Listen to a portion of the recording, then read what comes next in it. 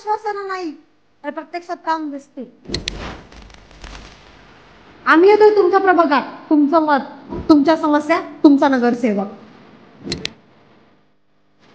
नगरसेवक, निवडणुका जवळ आल्या आहेत. प्रत्येक वॉर्डात प्रश्न तेच आहेत. रस्ते, पाणी, आरोग्य आणि रोजगार. पण उत्तर कुठे आहे? आम्ही येतोय तुमच्या प्रभागात. म्हणजे फक्त राजकारण नाही तर खरे समस्या आहे.